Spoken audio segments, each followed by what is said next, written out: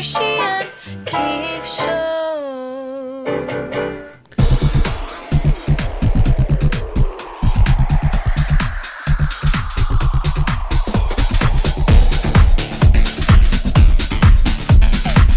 Welcome to Hershey and the Keegs Show, starring pitcher Mark Hirschman and his personal catcher, Mike Keegan.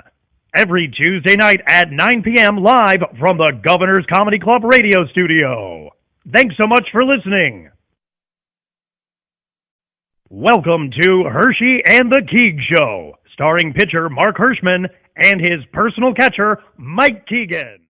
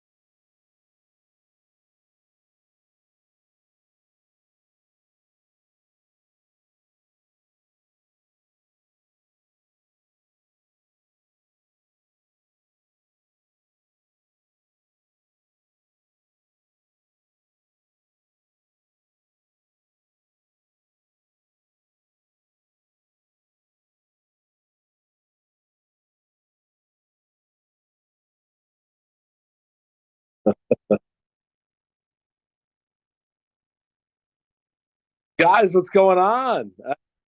That's high praise, Prince of all sports media. I'll take it. I'm, I'm gonna add that. That's gonna be a must add right there.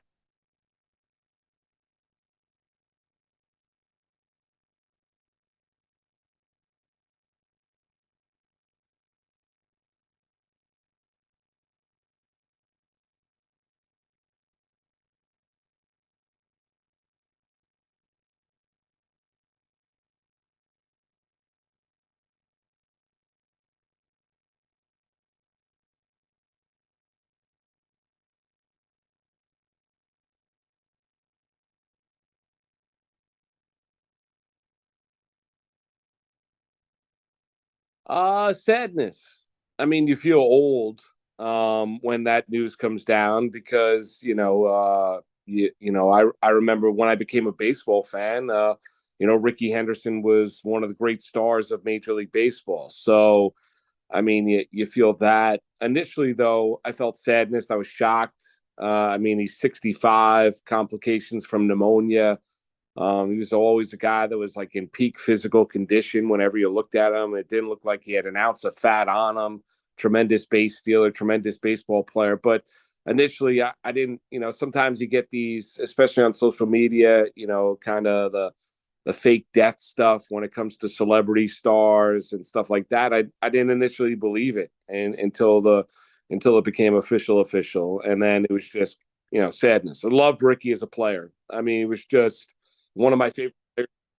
Feel old, but he was so young. Like that's the only reason I didn't feel that old because I was like, oh my, he died. How old could he have been? But he was 65 years old. He was young. So they say that's exactly right. They say that he was a bad asthmatic, which I never knew. Yeah. So that obviously compounded with the pneumonia. And I honestly didn't know it was confirmed until Mike sent me a link from a New York Post that they had confirmed it. But the only thing we had seen was Dave Winfield had posted it on his Instagram, and we were hoping that Dave Winfield was kind of hoaxed himself, and he was not, sadly. It's like you said, Moose. There's so many of these fake posts going around, and I didn't see anything at first when Mark posted, and then I refreshed my page and I saw the post confirmed it, and just like a little blurb, but they were saying that Dave Winfield, it was the original one that posted it. Yeah, and then you kind of think back to when going to the old stadium in the Bronx and watching them play, with Mattingly and Winfield and. They had Claudel Washington. At one point in time, they had Jack Clark. You think back, it was at my best friend at the time, Jeff Malasardi's house in Blauvelt, when the news came down that they traded him to Oakland for, Greg Cadaret, Eric Plunk, and Luis Polonia. Yeah. And just the fact that, those Yankee teams in the 80s were good, they just weren't great. Boston at the time was great, but, thought back to when I was playing Little League, had the Mizuno gloves with the lime green that he used to wear. The way that he would take a lead off base. But the fact that he's one of those players, and there's athletes in any given sport where your eyes are just drawn to him. The flair that he had, that he played with, the snap catch out in left field, the way that he would, grab his shirt after he hit a home run and he knew it was gone, how he'd round first base when he hit a home run, like all of those things that you watch Ricky Henderson do as a player. And baseball at that time was different. I mean, stolen bases were key, on base percentage, being able to generate offense. It wasn't as reliant on as the home run, but really was one of the great offensive forces that I've ever seen. And when Henderson was focused as a baseball player in a pennant race, he was an absolute offensive force. So it's very funny. As I'm going through my list of questions, not funny at all. No, it's not funny that he died, but it's ironic that Malusis just had this on his list because questions 2 and 3 for Mark were significance to you as a kid and the jersey pull and the snatch catch. Now, I had talked about this the other day, and I'm curious as to what you think about it. But we know Henderson for the snatch catch in the outfield, the jersey pull after the home run.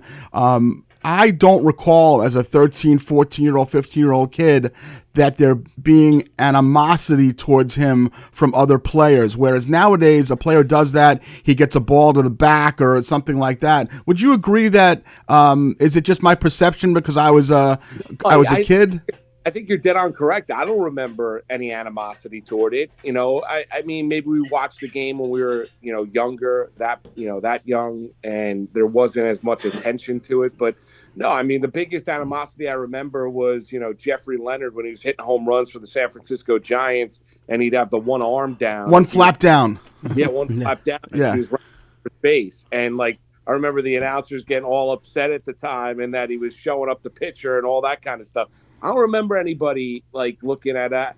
I think there was some criticism as far as the snap catch in left field, saying there was going to be a time where he messed it up. I don't remember though.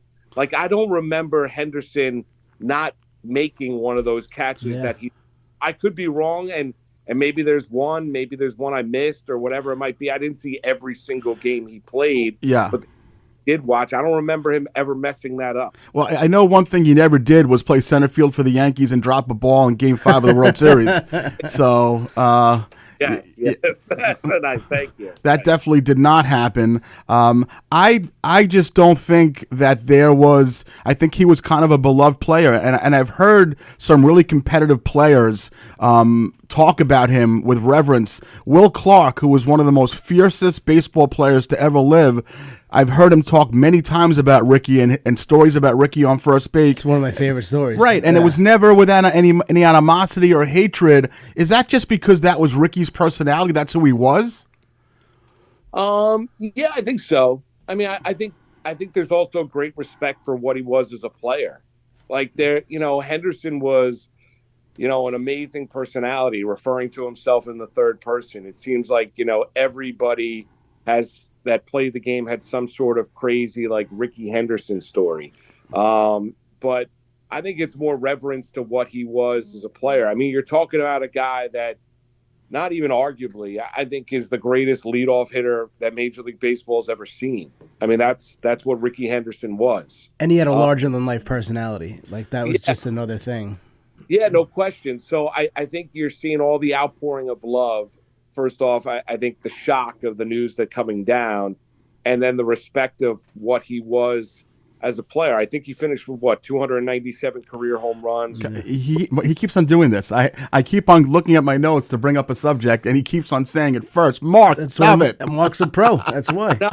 I mean, he had over 2,200 runs scored. Over 3,000 hits. You mentioned it. He played, nearly 25 years in Major League Baseball. I mean, I was talking to Figgy here after the show, and he had a cool Ricky's story about playing cards in the clubhouse and stuff like that. But he was saying he was playing baseball till he's 45, 46, 47 years old down in the minor leagues. Like one of it, you look at it, it's crazy the amount of passion that he had for the sport. But gone way too soon, way too young, shocked, saddened, loved watching him as a player. I told this story on the air tonight. My Uncle Pete, who passed away a number of years ago, was in memorabilia, right? Not that he was like one of these guys that was selling. He used to collect cards and, these mom and pop card shows in Queens, right? So, and there were some Saturdays where I'd go along with him and my cousin and stuff like that. We went to this big card show that they had in a part of Queens when I was growing up. It has to be like 1989, 1990, whatever it is. And the three guys that they had signing autographs that day in Queens were Pete Rose, Dave Winfield, and Ricky Henderson. Whoa. I mean, that's a trifecta there, boy. Yeah, you think about that now, like that is a huge trifecta. And to sit there and meet Ricky Henderson, you paid for his autograph, obviously, but to sit across the way and he's like right across the table from you, and seeing him in the flesh was just, as the guy that was a huge Henderson fan growing up, was an unbelievable moment for me. That is quite an incredible memory that you have. I'm always fascinated by. So we know he is the leader of steals in the major leagues, the leader of runs in the major leagues. But the fact that he hit 300 home runs at a time when 300 home runs actually meant something from a leadoff standpoint, to me is almost as outstanding as anything else. Would you agree to that? Yeah, I would agree. I think it shows you like what he wasn't just a one-trick pony. It was a different era of Major League Baseball. It wasn't all about launch angle and everything like that. I think he was a guy, when he was focused, could beat you in a myriad of different ways. He could beat you with his legs on the base pass. He could beat you with a big-time clutch hit. He can beat you with a home run. He really had the full repertoire as an offensive player. But yeah, I agree with you. I think, when I thought of Ricky Henderson, when I looked up his stats after the news came down and that he had passed away, I didn't realize he had that many home runs for his career. Right. Like if you told me before that, like he hit, 150 or 185, whatever it might be, because I wouldn't have been surprised. Like that's kind of where I thought the number was. But yeah, he had power. And I think if if he went up to the plate nowadays and was just kind of reliant or focused on trying to hit the ball over the fence, I think that number would have been significantly higher as well. Yeah, that's right. But also, because like you said, you think of Ricky Henderson, you think of stolen bases, you don't realize all the other stats. But the stolen bases are incredible. Like, you look at the person behind him is Starling Marte, who wouldn't catch up to him in 3 careers. It's crazy. What's interesting about Ricky is that, and I heard Mattingly talk about this on TV, I think MLB.com, saying that, people used to kind of joke about Ricky and his hammy. He used to talk about his hammies and he wouldn't play. But what Mattingly said was Ricky knew his body, and if his body wasn't well enough to play, he wouldn't play. But in retrospect, we're talking about a guy who had missed some games because of hamstrings and things like that. But he also played 24 seasons. So maybe he fooled everybody. He knew what he was doing by taking some games off, right? Yeah, it's like, yeah. And they're right. For sure.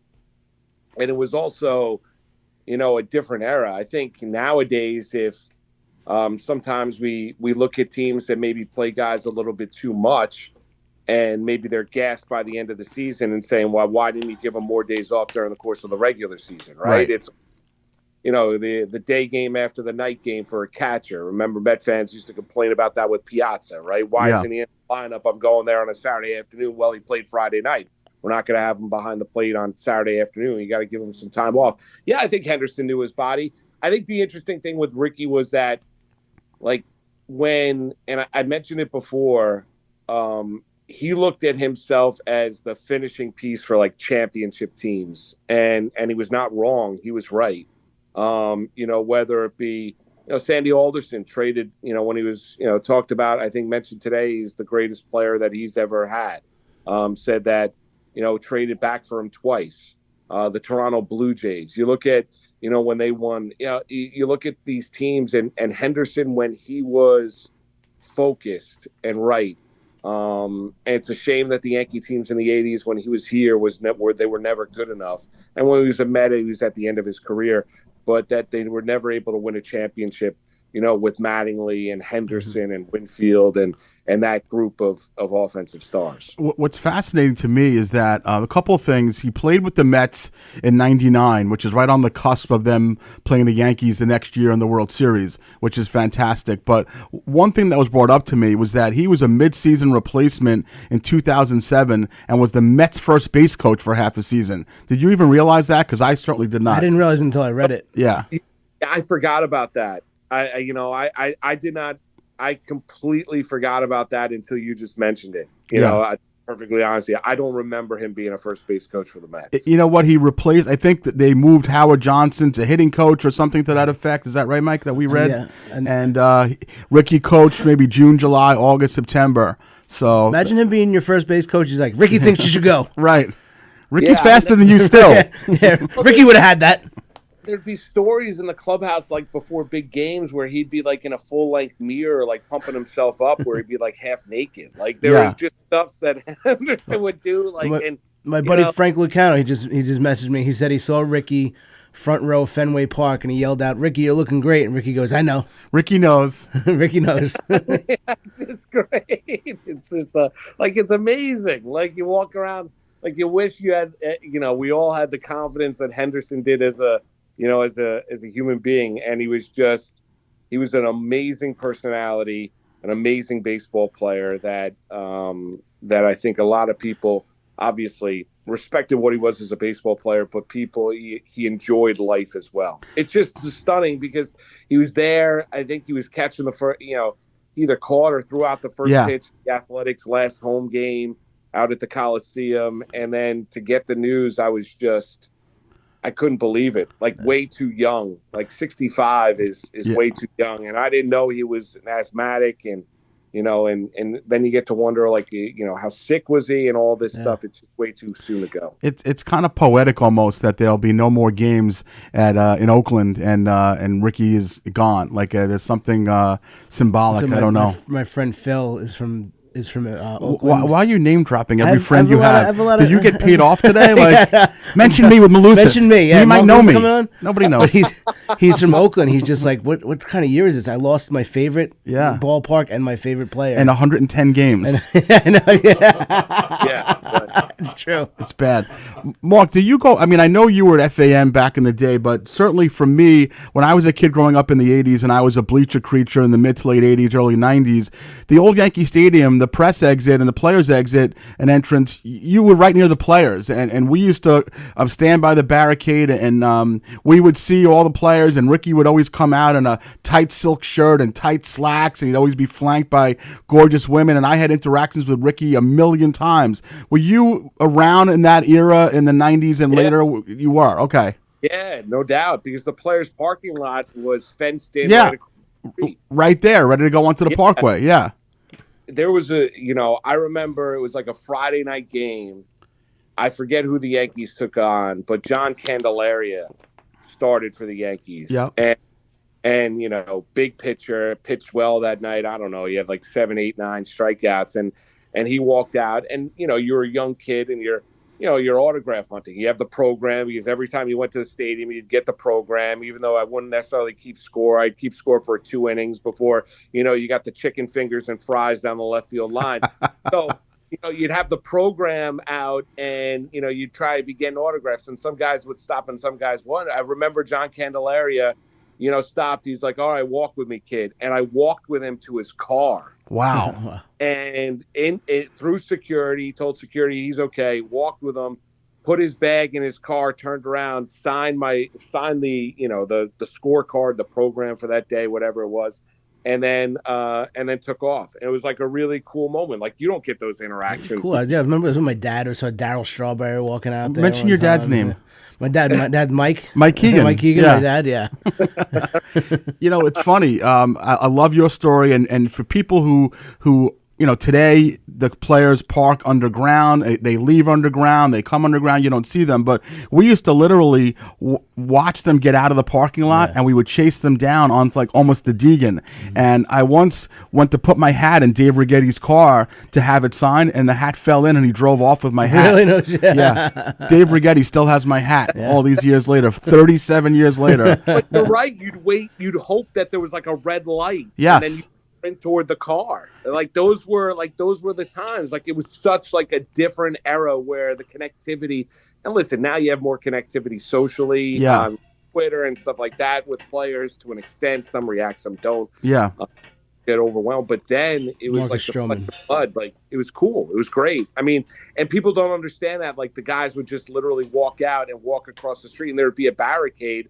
But more often than not, they'd stop, they'd sign a couple autographs, and then mosey on their way. Well, and I'm going to let you go because I know you have work to do tonight. But if you remember, the only way that you could get across was literally walking across. So you would almost sometimes you'd be walking across. I did it one time, and Lou Piniella put his hands on top of my shoulders, and I was like, "This is incredible!" And you don't get that opportunity nowadays for the most part.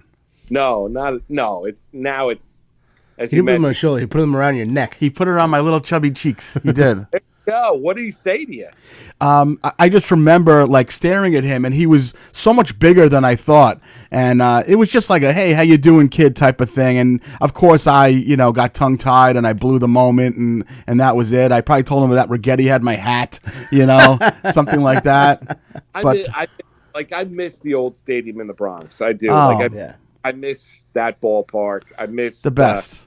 The feel of that ballpark, what it was like walking out. I understand they didn't have all the modern amenities that the new ballpark has, but the Yankees unfortunately lost a lot when they moved into that new ballpark in terms of your feel, history. The aura and mystique, Mark, right? Oh, no doubt, right. All gone. What was the line for Kurt Schilling, or a Mystique, or a pair of hookers, or something like that? That's right. That's exactly right. The last thing I want to ask you about Ricky, and then I'm going to let you hop off, is that, I feel like Ricky's personality, I think Ricky was one of the few players who was beloved by everybody. That everyone in the sport seemed to love him, and I don't really feel that nowadays. Like Mike Trout doesn't have it, or even Judge doesn't have it. What was it? Was just Ricky's personality larger than life, that it didn't matter what team? Because he could also back it up with his ball playing. Why did everyone just love him so much? Well, I think a combination of two things. I think he was great in the regular season, and I think he was great in the postseason. there was no deficiencies to Henderson. Yeah. There was, like, he was a tremendous postseason player, and he was a tremendous regular season player. And then I think you get to his personality where I think it was infectious. Yeah. Like, I think, some of the stories that kind of we relate, even though, like, I don't have a personal connection outside of that card show in Queens when I was like 13, 14 years old. Like, I don't know Ricky Henderson at all, but from the people you talk to that did know him, he marched to the beat of his own drum, different personality, loved life, loved himself, extremely confident, but also went out there and produced and did right by people as well over the course of time. So I think that's why you're seeing that universal love. It was also a different time too, when baseball was the most popular sport in America. Like, it was a pastime. Like, that.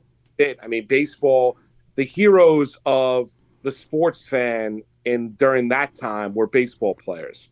That's, listen, you had Bird, you had Magic, you had Michael Jordan at the time. The rivalries in basketball were a little bit more heated. Basketball wasn't nearly as popular. Football wasn't nearly as popular as it is now. Right. I mean, King Kong. So at that time, like, if as a young sports fan, it was the Major League Baseball player that were kind of dominating the headlines and the conversation and the talking points. So that's a great point. I think all of those things is what led to, how popular and really nobody having a bad word to say about Ricky Henderson, in his passing. I don't think, listen, nobody's going to say anything bad now, but even when he was alive, nobody really had a bad thing to say about Ricky. Yeah, that's a beautiful homage, and we're going to cut that up, and we're going to go viral on TikTok, and if next time you try to catch us, we might just be too famous at that point. So this might be it. This might be the one. I love your card show memory, by the way, and I'm picturing you're at the Plattdeutsch in Franklin Square, probably at the card show or something like that, and I have a similar memory. It was 1987, and I was at the Holiday Inn in Rockville Center on Sunrise Highway, and there were two players at this card show. One, Joe Carter, who obviously we know very well, Joe Carter and Blue Jays and so forth. And the other one, who had nobody standing at the table, just me, for a half hour hounding him, was Dan Pasqua. And I spoke to Dan Pasqua for 30 minutes, and I had him sign 90 of my rookie cards. And he signed more cards than Joe Carter, but they were all yours. I love Dan Pasqua ever since then, and I've had interactions with him. Yeah. So instead of talking to Ricky Henderson like Mark did, I was talking to Dan Pasqua, who you remember. Can I give you another one that? Tell me. So it's I don't know where we were. It's in New York somewhere, one of the boroughs. I don't know if it was Brooklyn or Queens, whatever. And we were at a card show, and it was Bob Tewksbury. I think he was like charging like $15 or $20 for an autograph, right? And I still have it. It's in my dad's attic in Rockland County. So, my dad was like, he's a Yankee pitcher at that time, signed the autograph. I spell my name M-A-R-C, right? Me too. So my dad goes, can you make it out to Mark, and whatever, and then sign. So he signs it M-A-R-K and hands it to my dad. And so he goes, you didn't spell his name right. And Bob Tewksbury goes, oh, he won't know the difference. And my dad goes, no, sign it right. Wow. Holy shit.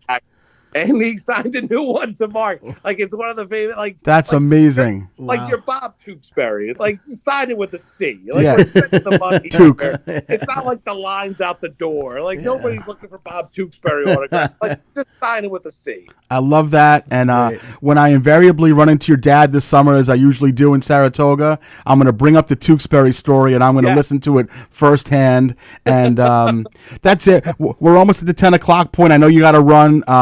To my dear friend Mark Malusis, the Prince of all sports media, on behalf of myself, Mike Keegan, and Tony Walker, we appreciate you. You're a great guy, and you're welcome on any time. Thanks, Moose. No, Hirsch, Mike, Tony, guys, thanks for having me. Happy holidays, Merry Christmas. You too, brother. You too, Merry Christmas. I'll talk to you soon, pal. Be well. Well, take care. He's a home run spot every time. He's the best. A home run spot every time. So just a couple of a little housekeeping information here. I didn't realize, but I was getting texted by good old Pig Vomit that it looks like we might have had an early Christmas gift from Tony. I was going to address that. Yes. It was not on my end this time. Oh, wow. I was writing Pig Vomit. I was texting with him, too, and I was writing back to him. My levels here, oh, these your levels bars are right here, good? were showing sound. Tony's levels were good, guys. Your hemoglobin was good? Yeah. But no, there was no sound just as Melusa's came on. It came on.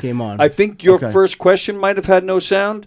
Okay. I think, but we heard him the whole time. Perfect. So, Well, we so missed basically we only missed your missed- Hanukkah gift. So from here's my what we're mother. going to do. Here's what Right. oh, you knew that also? Well, I got a text. Okay, so you're going to go ahead and give me the gift, and then I'm going to run the first. Right. Well, just do them all. yeah. This time. Okay, Right. that's fine. It is Tuesday night. Oh no, it's Monday well, night listen, at 9:30. it sucked before, so make it better.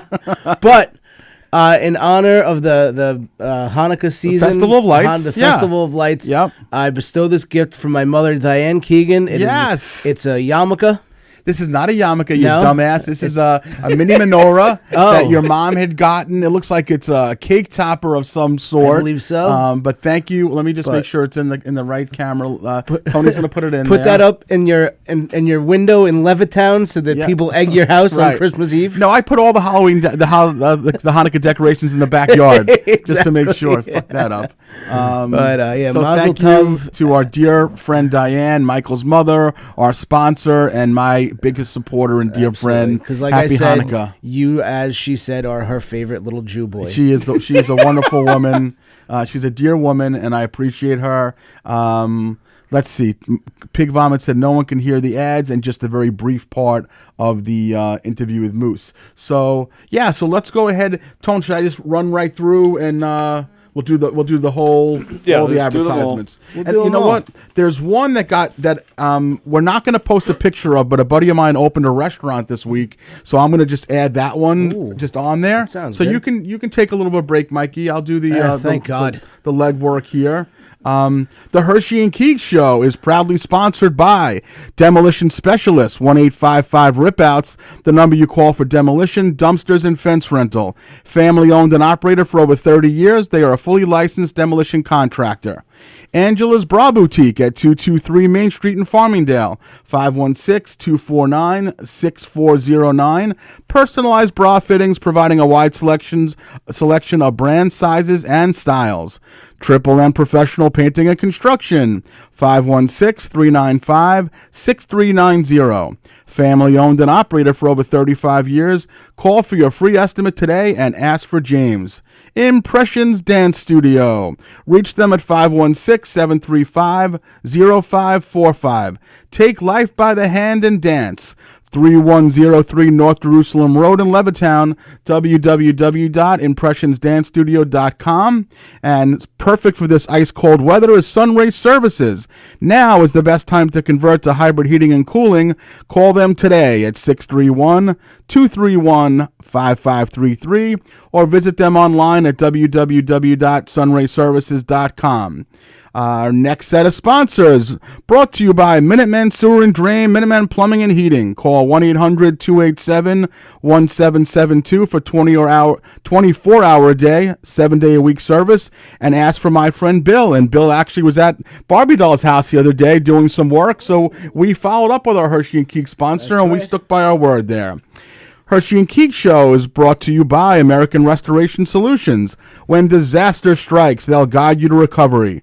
Call 516-662-9377 and ask for Senior Account Manager Keith Dunn.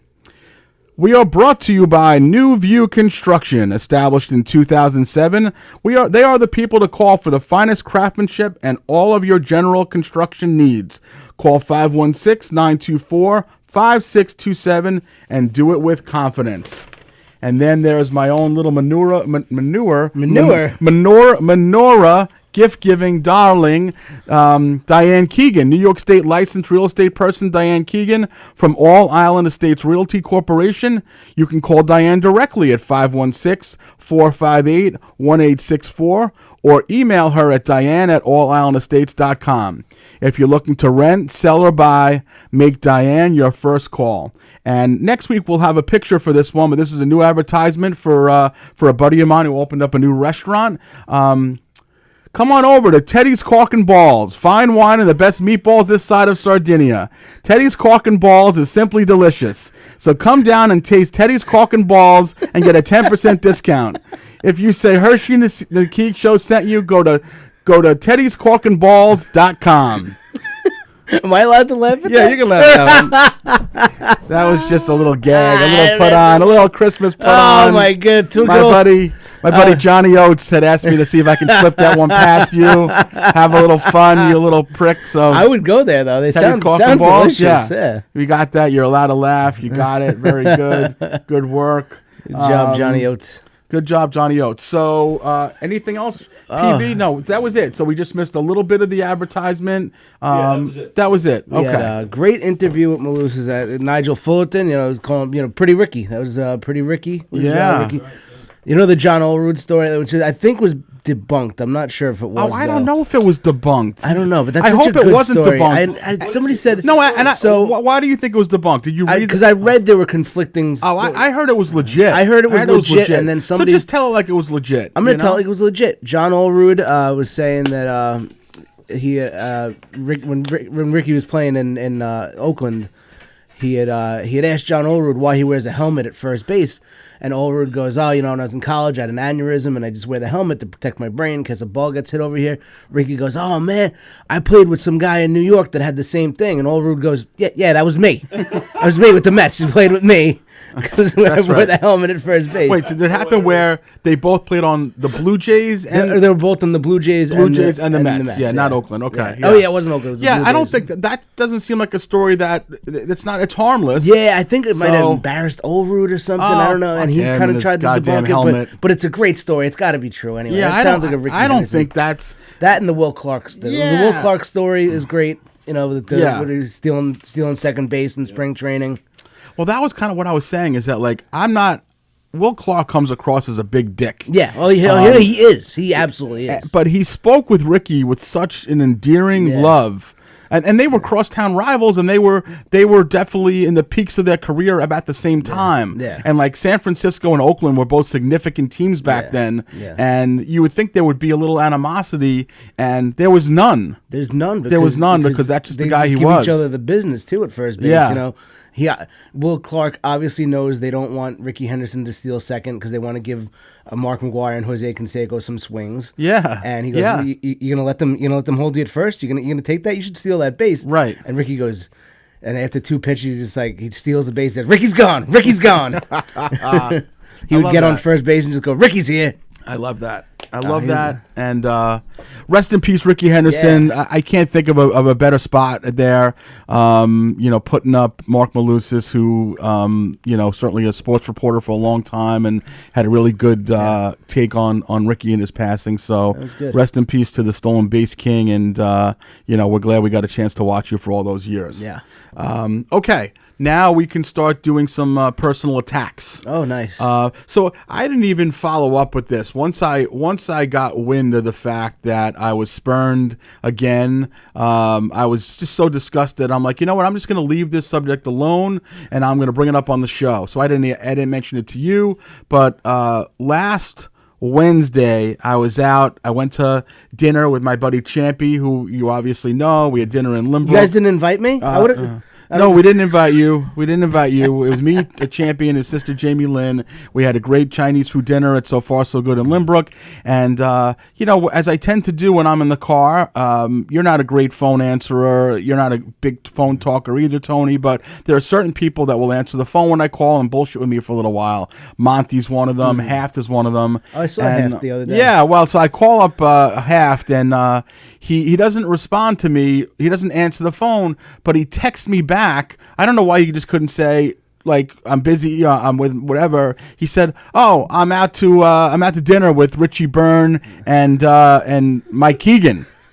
And I'm like, "What?" Uh-oh. He's like, "Yeah, we're over at Salumi." And I'm like, Wow, that's interesting. Like I like salumi and I like Friends and no salumi, not salami. I mean salumi, the little small plates kind of place, and basically I had Richie Byrne on the show recently. I talked to Eric Haft. I've multiple times said that if you guys are going to have plans like this, just even if you think I'm not going to go, throw me a little bit of an invite because there's no reason not to. That doesn't, it won't hurt. And Eric had no problem at all just saying, "Oh yeah, we're out to dinner. Sorry." If it was me, I would have made something up. I mean, so I'd like to know the derivation of this plan and what was the. So here's the reason. Yeah. Any other time we call you. This is what happened that night, though. Mm-hmm. We do have a tradition. It's usually just the four of us: me, John Consoli, Richie, and Eric Haft. It's a tradition. Right before the holidays, we go out to dinner. Fair enough. So it's always just the four of us. So that's the only reason. But. And the whole night got screwed up anyway. We probably would have thought to call you, but it got screwed up. Consoli had called us that day, and he said his mother-in-law fell. Okay. And he couldn't make it. Okay. So we're like, all right, let's just do next week. So we had scrapped the plans. Scrapped. And then it turns out because Juliana had her winter concert that she night. Did, I'm like, works out. I'm going to the winter concert. We'll do it next week. Perfect. And then I'm sitting in the concert, and Haft is like, I just want to go somewhere. I'm out in Massapequa. Yeah. He was at John LaRocchia's Christmas party, whatever he was doing. Another place I wasn't invited to. Keep going. I wasn't invited there either. So Haft goes, I'm out. If you guys want to just come by, So it was really just that's the only reason. Nothing against you. Yeah. Nothing. There's no reason to be hurt.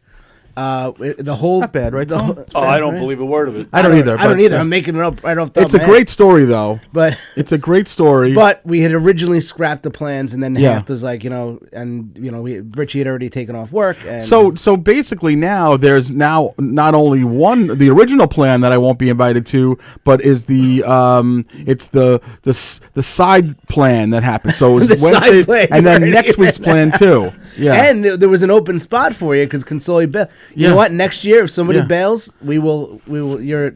You're gonna get a call. Yeah, fair enough. Fair enough. It's interesting. Like Richie Byrne. It's okay when I'm out. He can grub some butts or cigars or whatever it is. Oh my God! Remember at Haft's house when he stole like 12-year cigars? Hey, maybe Hersh is a great guy. We'll have fun when he's on the show. Like maybe I'll invite him to come out. He should. Never. He should have mentioned your name. And Haft is the worst with this stuff. Just the worst. And you're just you. So I can't even hold you liable. You're pathetic. I was just along for the ride. Yeah. How much time do you spend at this thing, like coming up with the story to give him afterwards? Right. That's right. Ever since that's right. Well, now it's been a week. Yeah. that I've had time to think of what it was. No, but there's no animosity. Fair enough. On our end. Fair enough. Probably is on your end. Fair enough. There always is. But that's how I live. But it was if I don't have animosity built up, I am nothing. Tone. I need that in my system. And then I go, hey, why don't you just come here? And Mark goes, I got plans. All right, so you got plans. So I'll leave that for a second, and then I'll let you pick your bone with me. But I got a little a reminder. Tony just said it's my middle name. I found out yesterday when I was driving my son and his friends home from the mall. I found out for the first time ever what my name is in my son's phone as, like, daddy, papa, whatever it is. You know what I mean? Turning point. So I text Max, and I didn't realize that he was actually coming into the car as I was texting him. So he comes in the car. His phone is dying, so he plugs it in, and how the new cars, it comes up and it says like Mike Keegan sent you a text, whatever. So I did this. Max plugs the phone in, and the text comes through, and it says, guy with rolls in the back of his head texted you.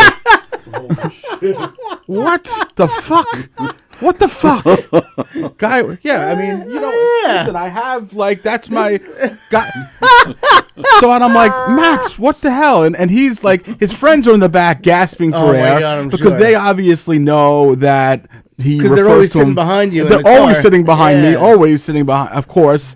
And he's taking pictures, I'm sure, of me. He used to take pictures of me, like, sleeping on the couch, like, with my mouth open, snoring, and send them. But to have that as guy with rolls in the back of his head, So I did make him change it. I haven't seen yet You what made he him changed change it to. it, yeah? No, I said I'm your father. Yeah. I spend my life picking you and your friends up Exactly. A and taking little you more places respect, and you card little son of a shows and all bitch. this shit. Yeah. And he had no remorse at all, but he did change it to something. So Change it to yeah, I don't know what it Faggot. was. I think something like that. So stay tuned. We will definitely get to that. Let me know next time Max is in your car. I'll text them. Yeah, And we'll see what it comes is. up. Yeah. So now that I've picked the bone with you, you seem to have a little bit of annoyance with me that I had posted something last night while watching a movie with my wife and two of my three children, Anna and Max. We were watching National Lampoon's Christmas Vacation, and I was probably about 15 minutes from the end of the movie, and I posted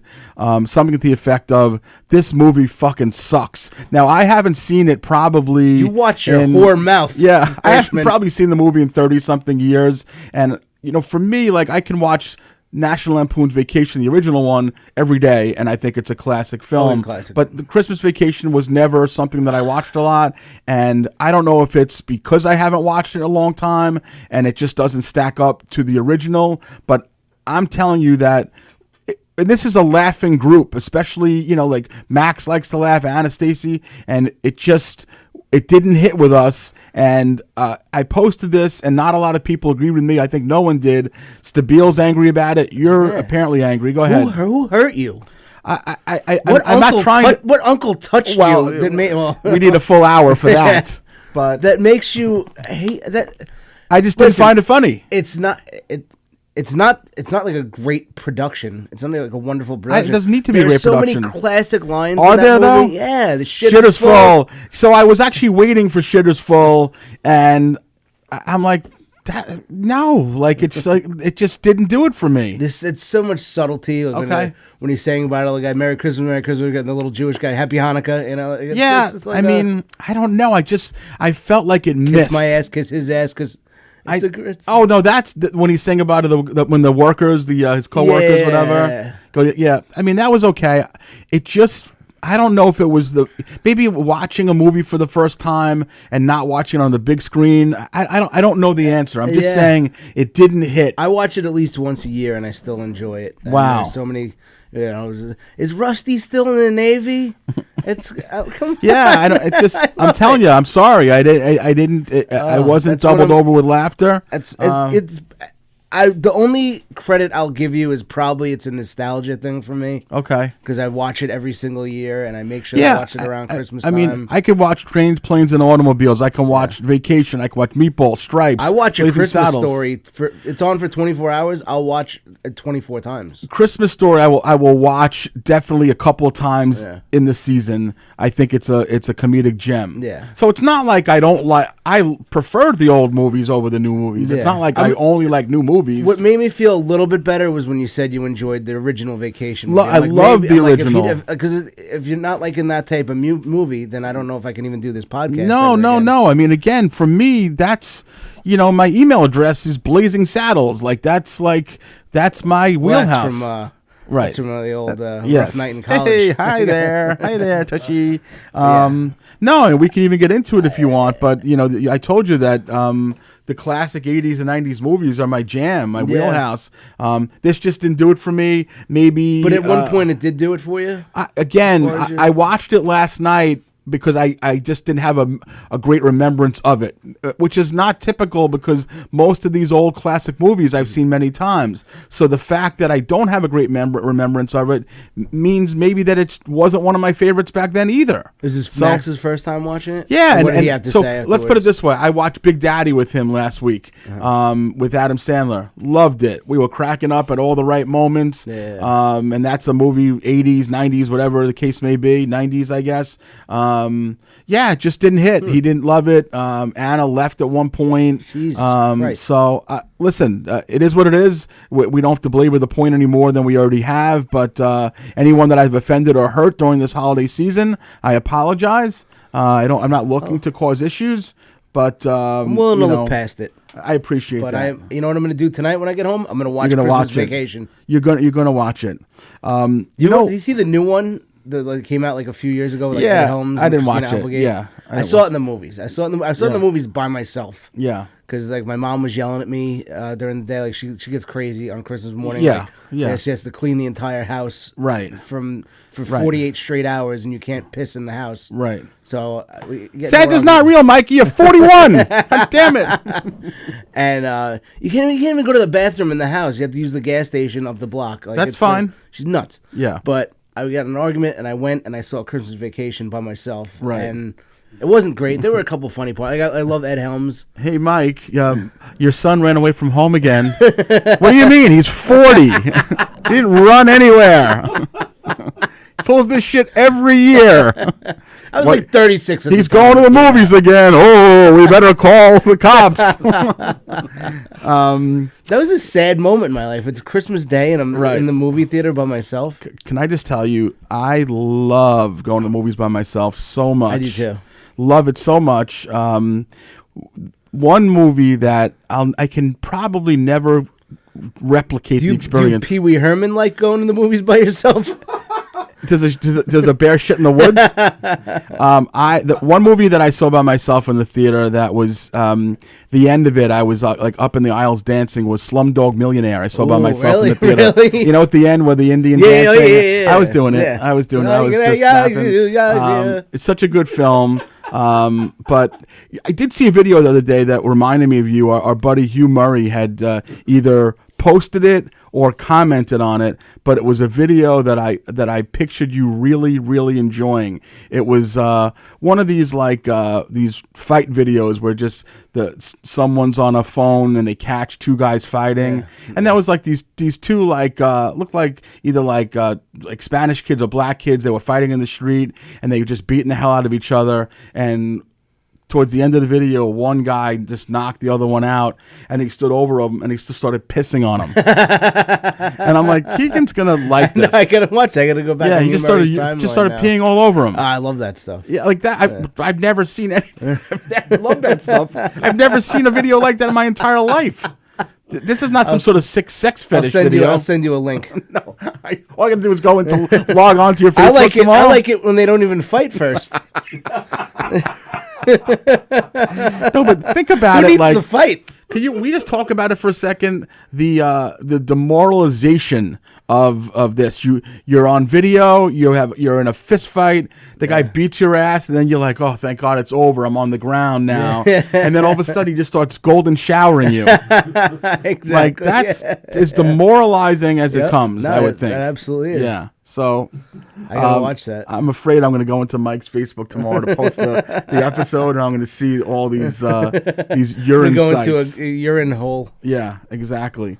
I saw a video this afternoon, and I found it. Are you a gamer? Have you always been a video? I was when I was younger, like maybe up until college. Okay. And it was mostly sports game, Madden and Tiger Woods golf. But there are people that are your age who are gamers who Fortnite and they play remotely, and they have friends. Like they don't have friends. No, but you know what I'm saying? It's not like there are grown men who are our age or maybe closer to your age that literally do this. Oh, I do know some people like that. Yeah. And they all their friends they've never met in real life. Well, so that's one of the videos that I watched earlier this evening was a wife had a surprise birthday party for her husband. He was turning 40, and the video is him walking into the party and saying everyone, and then she's like, look who's here, and it's his best friend who he's been a video gamer with in another country for like 6 years, and they have this.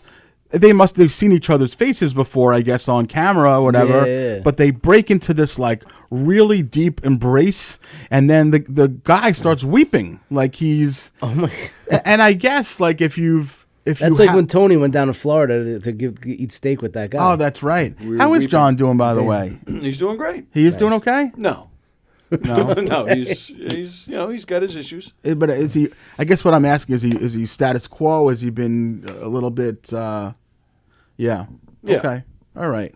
Yeah. Does he watch our show at all? Has he watched it since? Or I honestly I don't think it's every week, but yes, he does. Well, that's good. He does watch. Well, send him our love, because bless you know him. how I am. I get stuck on things, and I have thought about him, and I will hope he's definitely well. tell him that if he's not watching now. Yes. But do you think Stacy would do something like that for you? No. Well, you know what? I shouldn't say that. Stacy threw me a banger of a 30th birthday party. Really? She threw me a fucking banger. It was when my mom and dad used to live in the Oceanside Cove, and there was like a big party room, and she had it catered from Ancona, my place in Valley Stream, nice. and I had already been out of Valley Stream for years already, and it was like I shouldn't say that she wouldn't, because she did, That's and it nice. was a killer party. Yeah. So She didn't fly in a little Filipino boy that you played Fortnite with, though. She didn't send Paco.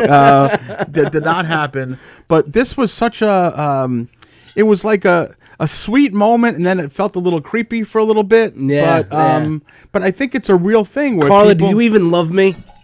You didn't fly in some little No, it was like they just you tied could tell little lady boy. So I'm just trying to think, like, this the dynamic of that relationship. Like, they're playing video games, but they have definitely formed.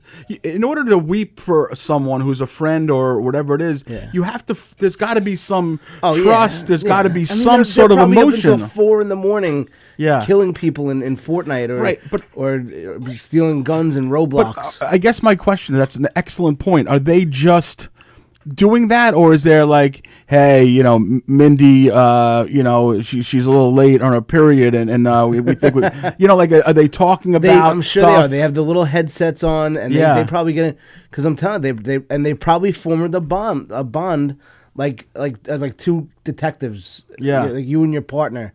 Or me and you, or two podcasts. Yeah. They're not physically next to each other, but they're probably with each other every night. They share some life stories. It's beautiful. It reminds me, and I don't know if I talked about this on the show. I don't think. Did I tell you about the document? We talked about the documentary where the kid was. These people were in like their own, a world, and they were The Zachary thing. Was that the Zachary thing? Was it? Anyway, I'm not this sure. I meant to particular watch it. no, not Dear Zachary was another okay. fucking crazy thing. But this particular documentary was this kid entered this world, and these people, like, they formed different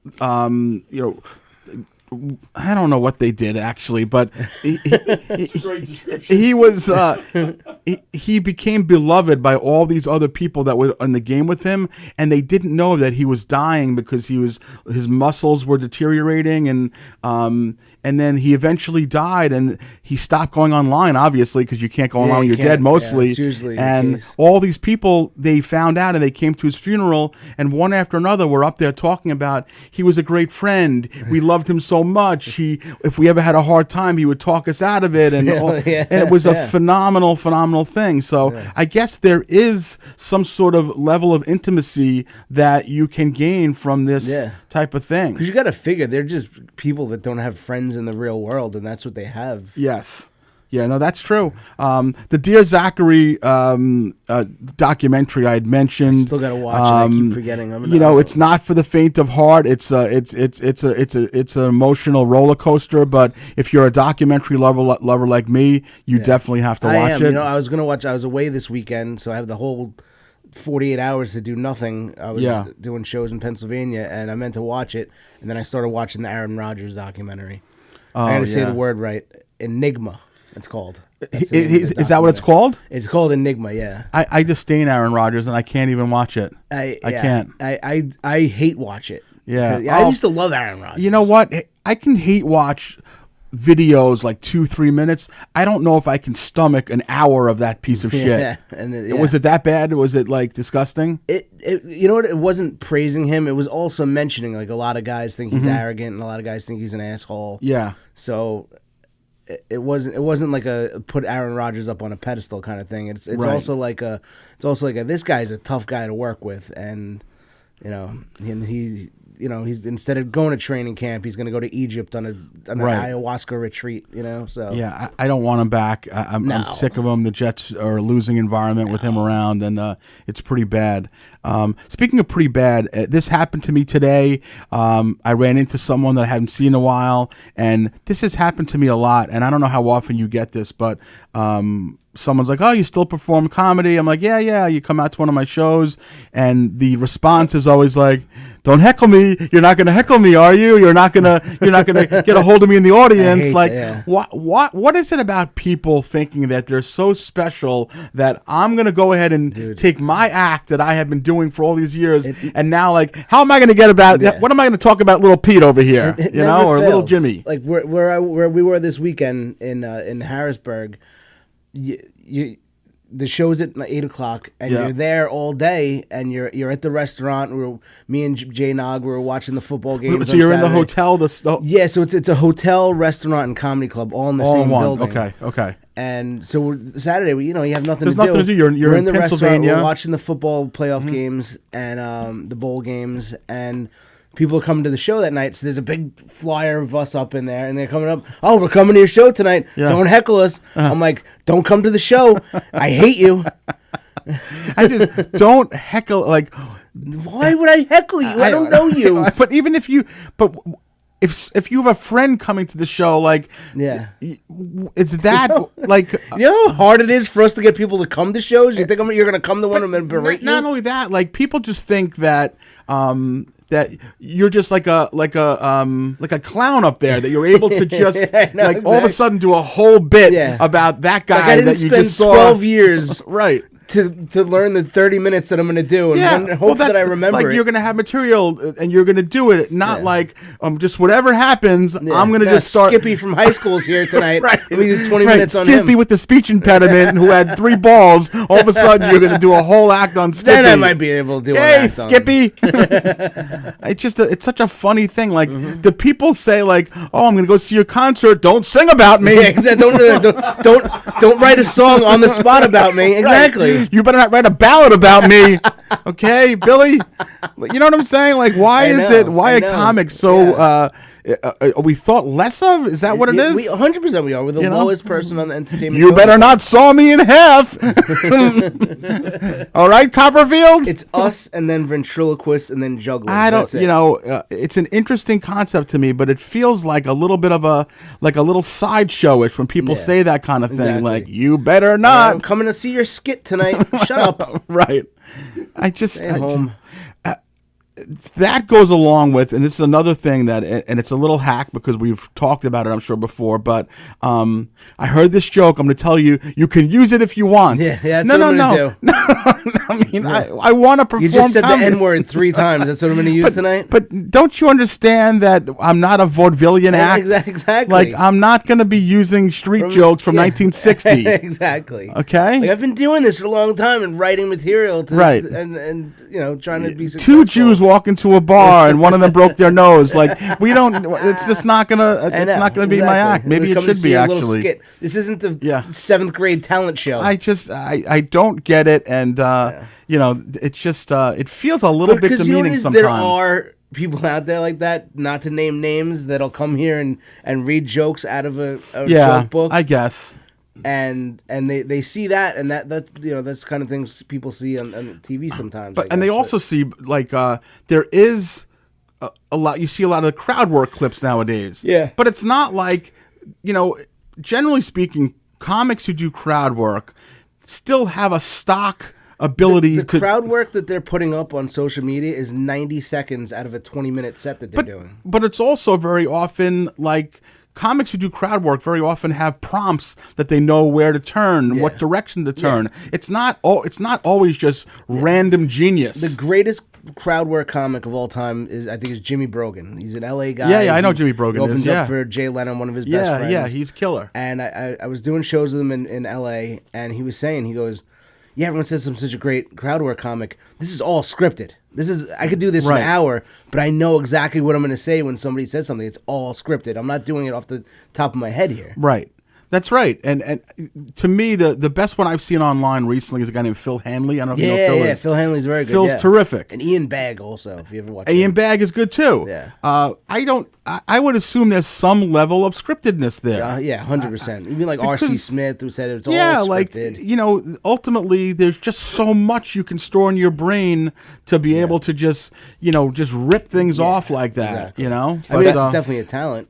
But that's the trick, is to make them think that you're just coming up with. Right. 100%. That's an app says 100%. It's all stock that's there. A super talent. But that's the trick. Yeah, if I could do that, I mean, I wish I could do what that. we do in our 100%. murder That's what mysteries. you guys do with the murder mysteries. 100%. 30 years right. I've been doing that's that a perfect stuff. example, Tone. And if I respond to somebody and I'm saying something for the first time and it goes over well, now that's stocked in my head. Exactly. And dude, all the time that's I'm coming a out talent with that stuff. I wish I had. It's Right.